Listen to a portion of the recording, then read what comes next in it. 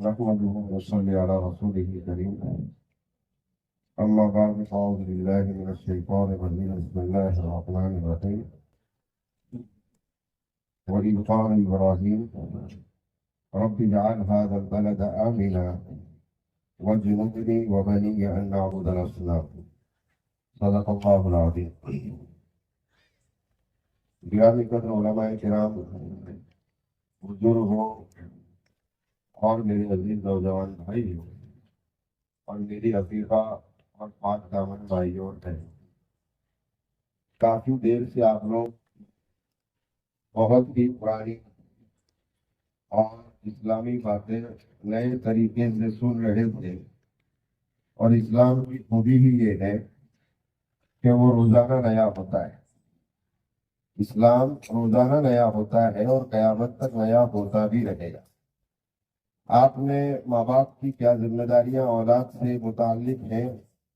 اور کس طرح تربیت کرنا وہ معلوم کی، لہذا میں زیادہ آپ لوگوں کا وقت نہیں لے کر تو ایک بات کہہ دیتا ہوں کہ حضرت ابراہیم علیہ السلام ایک جلیل القدر نبی تھے، اور ان کے گھر میں پیدا ہونے والے تربیت پانے والے بچے بھی اکثر انبیاء تھے۔ اس کے باوجود بھی انہوں نے رب تعالیٰ سے زمانے کے حوادثات، ماحول، انوائرمنٹ کو سامنے رکھتے ہوئے رب تعالیٰ سے دعا فرمائی کہ رب اجعل ھذا البلد آمنا، کہ میرے پروردگار ہمارے اس شہر کو پر امن بنا، سلامتی والا بنا۔ میں اس میں دو بات صرف اشارے کے طور پر کہہ دیتا ہوں کہ امن والا شہر کو بنانے کے لیے دعا مانگی، جس کا مطلب یہ ہے کہ میری اولاد کو ایسا نالج اور ایسا ایجوکیشن عطا فرما جس کی وجہ سے وہ منسٹری کے ہر ڈپارٹمنٹ میں امانت داری سے کام کرتے ہوئے پورے ملک میں اور پوری سرزمین میں امن اور سلامتی کو قائم کر سکے۔ اس سے یہ پتا چلا کہ ہم لوگوں نے صرف قرآن مجید کو نماز، روزہ، زکوٰۃ، حج کی کتاب سمجھا ہے۔ اس سے باہر نکل کر قرآن مجید کا تھرڈ حصہ گلوبل اور کائنات کے نظام کو، جس میں وہ سارے علوم بھی آ جاتے ہیں جو کالجز اور یونیورسٹیز میں پڑھائے جاتے ہیں، اس کی طرف بھی قرآن مجید ہی سے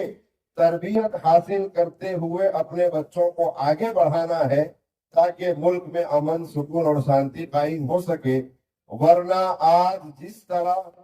جن ان پڑھوں کے ہاتھوں میں باغ توڑ ہے، جس کی وجہ سے انسانوں کا ہی نہیں بلکہ جانوروں کا جینا بھی دوبر ہو گیا ہے، اگر اس سے ہمیں اپنے آپ کو اور ساری انسانیت اور مانوتا کو باہر نکالنا ہے تو رب اجعل ھذا البلد آمنا کی تفسیر میں جانا پڑے گا۔ دوسرے نمبر پر وجنبنی وبنی ان نعبد الاصنام، کہ اللہ سارا کا سارا ملک میں نظام بگڑنے کا جو سبب ہو سکتا ہے وہ یہ ہے کہ تیری اکیلے کی تنہا عبادت کو بھول کر انسان الگ الگ مورتیوں کی عبادت اور پوجا میں لگ جائے۔ تو میں دعا کرتا ہوں، یعنی ابراہیم علیہ السلام جو نبی ہے، جن کی اولاد نبی ہے، وہ خود دعا کرتے کہ مجھے بھی اور میری اولاد کو بھی اس طرح کی بت پرستی سے بچا لینا، مورتیوں کی پوجا سے بچا لینا، اس لیے کہ مختلف مورتیوں میں تقسیم ہونے کی وجہ سے ہی ملک کا امن،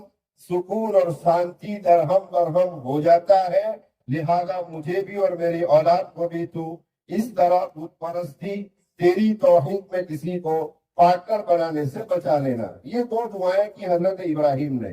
اب ظاہری بات ہے کہ اس وقت تو توحید کا ماحول بن گیا تھا، پھر بھی وہ خود کا فکر فرماتے ہیں اور اپنی اولاد کا فکر فرماتے ہیں۔ میری مائیں اور بہنیں اس کو اچھی طرح جانتی ہیں، جو اکثر الگ الگ اسکولوں میں اپنے بچوں کو چھوڑنے جاتی ہیں، اور وہ والد جو اکثر اپنے بچوں کو اسکولوں میں چھوڑنے جاتے ہیں، مسلم اسکولز کو چھوڑ کر آپ نے دیکھا ہوگا کہ اسکول کے انٹری گیٹ پر سرسوتی دیوی کے نام پر شکشا کی دیوی کا نام اس کو دے کر ہمارے بچوں کو اس کے سامنے پوجا اور پرستش کرنے کا باقاعدہ ذمہ دار بنا کر پھر آگے اسکول میں بھیجا جاتا ہے، وہیں سے میرے اور آپ کے بچے کے ایمان پر اٹیک ہوتا ہے، اور پھر کلاس روم میں جا کر وہی میڈم اور وہی ٹیچرز ہمارے بچوں کو یہ بات باور کرانے کی کوشش کرتے ہیں کہ اگر تم نے شکشا کو اپنے اندر لینے کے لیے اپنے آپ کو سرسوتی کے حوالے نہیں کیا تو تم شکشا کو حاصل نہیں کر سکتے ہو۔ گویا کہ پہلے اس کے پاس پوجا کروائی اور پھر یہ عقیدہ بھی بنایا کہ اگر گنان اور علم چاہیے تو آپ کو سرسوتی ہی سے گنان اور علم مل سکتا ہے۔ یہ تو ایک ایگزامپل دیا۔ اس طرح میرے اور آپ کے بچوں کے عقیدے پر حملہ ہوتا ہے، تو اس طرح کے غلط حملوں سے بچانے کے لیے یہ مکاتب کی جو تعلیم ہے، جس کے اوپر علماء کرام اور منتظمین بہت زیادہ محنت کر کے اس طرح کے باطل حملوں سے ہمارے بچوں کو بچانے کا فکر کرتے ہیں، اس میں اگر ہم اپنے بچوں کو صحیح مکتب میں بھیجنے کا اہتمام اور انتظام نہیں کریں گے تو یاد رکھیے، جیسے مولانا نے اشارہ کیا کہ ہم یہ چاہتے ہیں اور جانتے ہیں کہ میرا بچہ گھر میں رہ کر ایک مسلمان ماحول میں پنپتا ہے، لیکن اس کے عقیدے کو ان لوگوں نے اپنے جال میں لے کر اس کو اپنا عقیدے کے اعتبار سے غلام بنا لیا ہوتا ہے۔ لہذا اس غلامی سے بچانے کے لیے مجھے اور آپ کو ضرورت ہے اس طرح کے مکاتب میں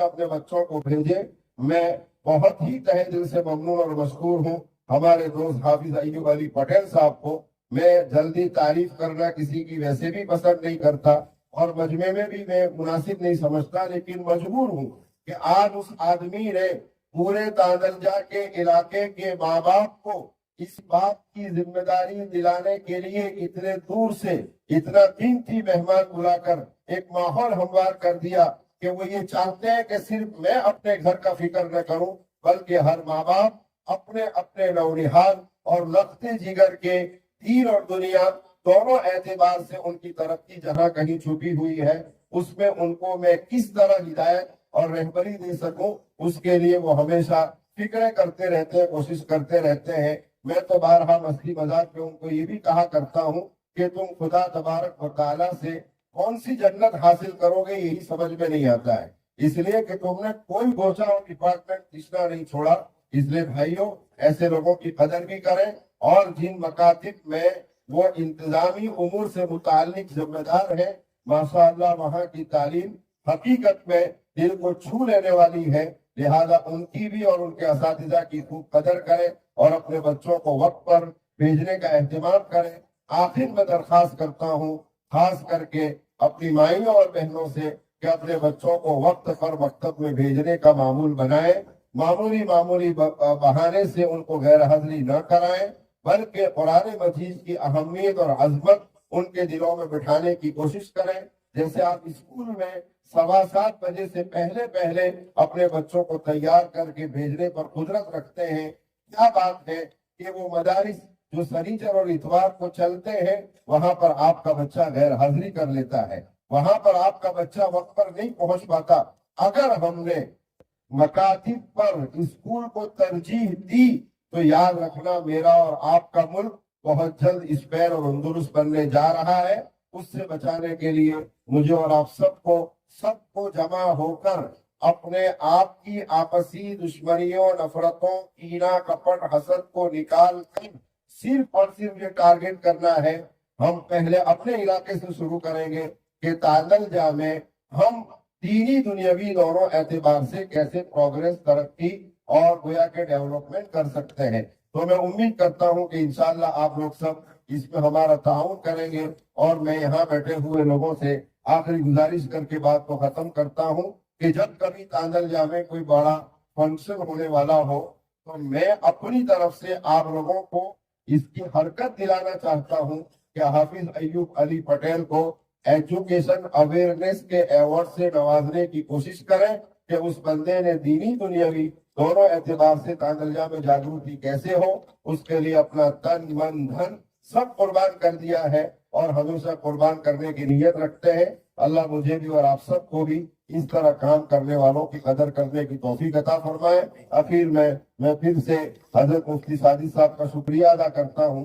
کیونکہ ہم دونوں بہت پرانے دوست ہیں اور ملے ہوئے ہیں۔ انہوں نے صرف ہمارے فون پر دعوت کو قبول کرتے ہوئے حاضری عنایت فرمائی اور اتنا قیمتی پریزنٹیشن ہمارے سامنے رکھا۔ انشاءاللہ ہم حضرت کو وعدہ دلاتے ہیں اور یقین دلاتے ہیں کہ ہم آپ کی تمام پیرنٹنگ کی گئی نصیحت پر عمل کر کے اپنے آپ کے علاقے کے بچوں کو صحیح تربیت دے کر آخرت میں آپ کے لیے نجات کا ذریعہ بننے کی کوشش کریں گے۔ آخر میں ایک شعر کہہ کر اپنی بات کو ختم کرتا ہوں۔ وہ آئے گھر ہمارے یہ خدا کی قدرت ہے، وہ آئے گھر ہمارے یہ خدا کی قدرت ہے، کبھی ہم ان کو کبھی اپنے گھر کو دیکھتے ہیں۔ آپ لوگوں کو معلوم نہیں ہے یہ انٹرنیشنل اسپیکر ہیں، اسپین اور اسی طرح اٹلی، افریقہ اور بھی بہت ساری یورپ کی کنٹریز میں صرف اسپیکر کی حیثیت سے وہ جاتے ہیں۔ ہمارے اس چھوٹے سے علاقے میں ہماری محبتوں میں تشریف لے آئے۔ اللہ انہیں اپنی شاید شان بدلہ عنایت فرمائے۔ وآخر دعوانا ان الحمدللہ رب العالمین۔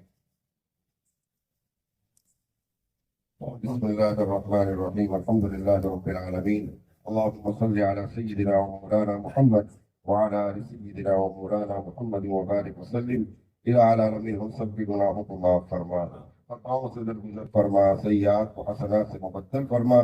کتنی دیر رات گئے، ہم صرف ہماری جو ذمہ داریاں تیرے نبی صلی اللہ علیہ وسلم کے واسطے سے جو تو نے ہمیں بتائی اس کو سیکھنے سکھانے کی غرض سے جمع ہے۔ اللہ اس حاضری کو قبول فرما اور صحیح معنی میں ہمیں اپنے والدین ہونے کا احساس دلا کر اپنے بچوں کی تربیت کرنے کی توفیق عنایت فرما۔ آپ صلی اللہ علیہ وسلم مشغول ترین انسان تھے، اس کے باوجود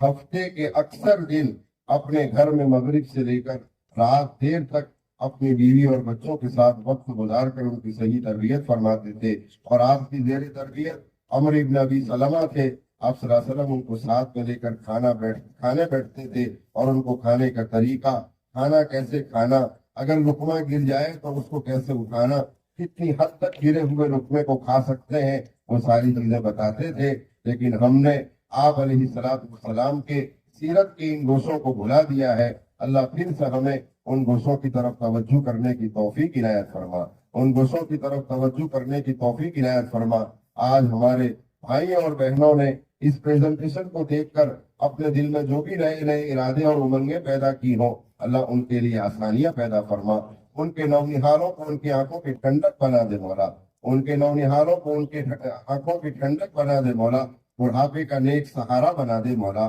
بڑھاپے کا نیک سہارا بنا دے مولا۔ اور ہم نے اس اجلاس کو صرف اسی لیے قائم کیا تھا کہ ماں باپ اپنی ذمہ داری کو سمجھ لیں اور سمجھتے ہوئے اپنے بچوں کو مکتب میں پڑھا کر آگے کی تعلیم یعنی حافظ قرآن اور عالم دین کو عالم دین بنانے کے لیے بھی وہ فکریں فرمائے، اس لیے کہ دنیا کا زندگی کا بہترین لمحہ وہی ہو سکتا ہے مولا کریم کہ ایک بیٹا مصلی پر کھڑے ہو کر نماز اور تراویح پڑھاتا ہو اور باپ پیچھے کھڑے رہ کر سنتا ہو۔ اس سے خوشنما اور بہترین لمحہ کیا ہو سکتا ہے مولا؟ اللہ ہم سب کو وہ لمحے عنایت فرما، ہم سب کو اپنی اولاد کو حافظ قرآن، عامل دین، عالم دین، خادم دین اور عاشق دین بنانے کی توفیق عنایت فرما۔ جن لوگوں نے اس اجلاس کو قائم کیا، اس پر محنتیں کی، کوشش کی، تمام کی نسلوں کو قبول فرما، تمام کی نسلوں کو قبول فرما، حاضری دینے والوں کو قبول فرما، ان کی نسلوں کو قبول فرما۔ جن لوگوں نے دعا کے لیے کہا، جن کا حق ہے، متوقع ہے، سب کی سبھی جائز تمنا اور مرادوں کو پوری فرما۔ ان اللہ و ملائکتہ یصلون علی النبی یا ایھا الذین آمنوا صلوا علیہ وسلموا تسلیما۔ اللهم صل علی سیدنا و مولانا محمد وعلى آل سيدنا ومولانا محمد وبارك وسلم برحمتك يا ارحم